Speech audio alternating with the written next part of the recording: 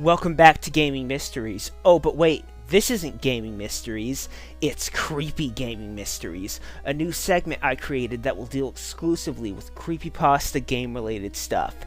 And by new segment I created, I mean I put the word creepy in front of Gaming Mysteries and am now pretending that it's a new segment. You're welcome. And today's topic, continuing in my theme for October, is Hypno's Lullaby. Now this subject is something that I threw into the month at the last minute just because I found it genuinely interesting and creepy, which is something I can't say about a lot of these creepypastas. Insert references to a doll flying out of a screen at any point during this period right here. So really, you guys should just consider this video a tiny bullshit bonus for this month, as I was initially only going to do 4 videos. But with these things out of the way, let's hop into the subject of Hypno's Lullaby. Now some of you may be asking, what's Hypno's Lullaby? And well, it's a creepy poem, song, rhyming thing that puts an unsettling spin on the Pokemon Hypno. Mind you, I've always felt that he was creepy as fuck because there was that one episode of the anime, and we're going to talk about that a little later, but I just wanted to throw that out there. I should also say that there's no weird game to my knowledge to go along with this story poem thing, so enjoy whatever random ass Pokemon footage I decide to throw in this video for you guys to look at. The lullaby itself isn't a story, it's a poem. Though there is a story to go along with it, said story I'm assuming was inspired by the poem, and we're going to start with the story just because. Then we'll get into the actual lullaby and make a bunch of bullshit connections to stuff, because that's how I do this in every video. I should mention that the story is pretty short, and it's also not one of the better stories out there. No offense to anyone, just a little warning for you all, but enough of this. It's bullshit story time. The story is titled Lullaby's Cave. It starts with a dude finding an ancient Pokemon Red cartridge at a garage sale that was run by a peculiar old man. This old man would end up giving the lad this game for free, saying he never even remembered buying it. But I just gotta say, stop giving weird old people video games to give to the youngins. When has that ever gone well? Oh wait, I know, never. Now stop it! I mean, fuck! It's bad. Stop it. When this lad booted the game, it ran perfectly until a later portion of the game in which he found a forlorn cave hidden off to the side of the land, and he couldn't remember it being anywhere in any of the versions of Pokemon Red that he had played before. He even grabbed his game guide to see if it was on the map, but it wasn't. He soon believed that this was a hacked version of Pokemon Red that he had come across, which made him excited. Yeah, let's ignore the old man giving you a weird hacked game and just get all stoked about it. Woohoo, this game could be full of cocaine and you're excited. What's wrong with you? When he walked into the cave, its name popped up. Lullaby Cave. And, disturbingly, it had the infamous music of Lavender Town playing in the background. Like every other Pokemon creepypasta. Ooh, spooky. Excited as he was, though, he was beginning to grow intimidated as to what he might find. Considering it's Pokemon, he'd probably find Zubats, but what do I know? After 2 passages he'd gone through, he saw a Pokemon he couldn't make out, and he couldn't move to talk to it. But as it walked deeper into the cavern, it caught sight of him. The more he ventured, the creepier it became, and the next part of the cave was shrouded in fog, and the music seemed to turn to an increasingly deeper pitch.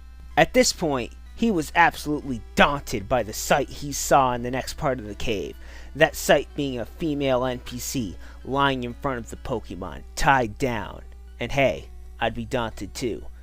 Just imagine how many terrible fanfics started just like this. It's enough to send shivers down your spine. Anywho, the mysterious Ooga Booga Pokemon came closer to him, but he couldn't move. A battle scene was triggered, and he soon discovered that the Pokemon was Hypno. Oh no, scary finger puppet ghosts! Instead of being able to call any of his Pokemon, Hypno used hypnosis on the trainer, and then the battle ended with the player having fallen asleep, and Hypno was standing right in front of his character. He tried mashing buttons, any buttons to awake his character, but that button wasn't included with the Game Boy, so it was all in vain. Hypno started to drag his character's body over to the girl's body and proceeded to tie his character down. Really not helping with the fanfic thing, by the way. Then Hypno stayed there for a couple of seconds before the screen faded to black and a text box appeared that said, "A few hours later." Again, not helping with the fanfic thing. The cave was then darker than it was earlier, and Hypno was holding something. It started to swing in front of the character's eyes. Oh, Jesus Christ, this is a fanfic, isn't it? I was tricked! But then the cave turned blood red, and his eyes seemed to turn the same shade shortly after, and here we go. This is where everything starts to fall into the, well, this has no sense of believability in it, territory. Damn it. Then, the highest pitched sound he'd ever heard came from his speakers, and he dropped it immediately. Dropped what? Don't know. It doesn't say. It can be whatever you want. Use your imagination. But it then looked like the girl and his character were starting to bleed. See, here we go. They writhed about, and after a bit their lifeless bodies fell into a pool of crimson. Of course they did. But Hypno, he just stood there. He seemed to be laughing as the screen faded to black yet again, and then text appeared underneath Hypno saying, "Oh little children, you were not clever. Now you shall stay with me forever."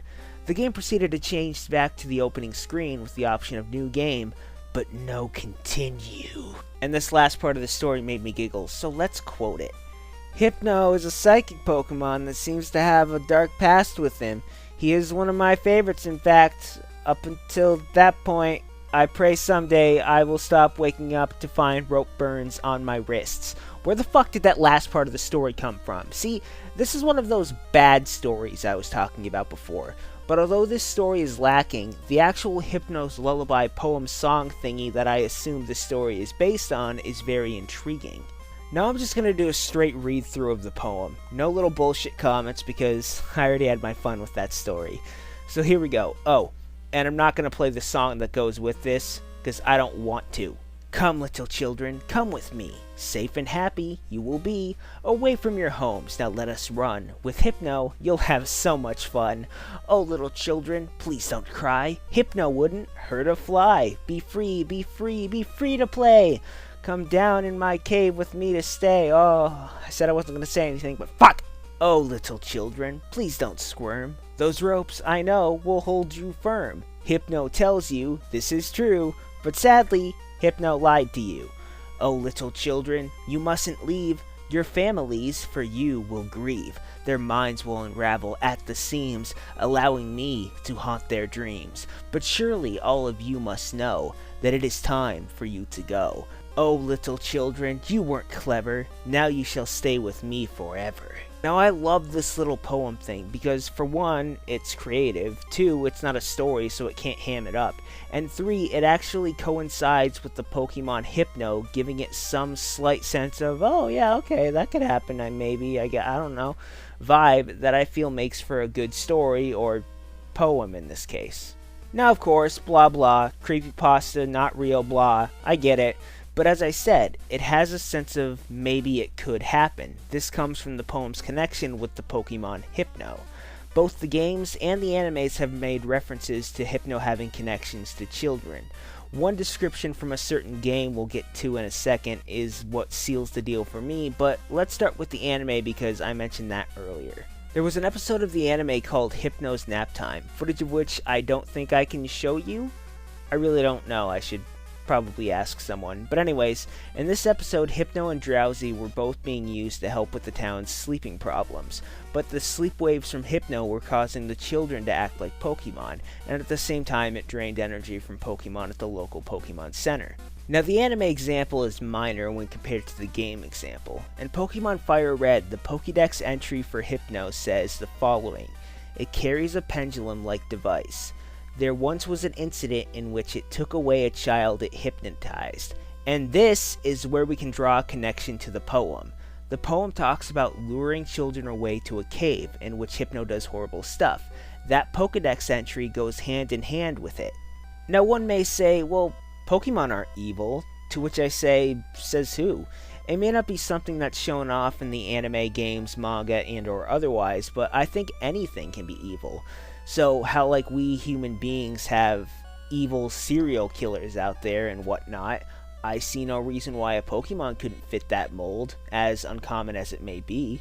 I mean, look at Jigglypuff. Clearly the embodiment of pure evil. It draws on people's faces. This creature is practically the reincarnation of the devil is what I'm getting at here. Though my completely valid conspiracy theory aside, that was Hypno's Lullaby. The story was crap, but the poem is fantastic, so to the author, bravo!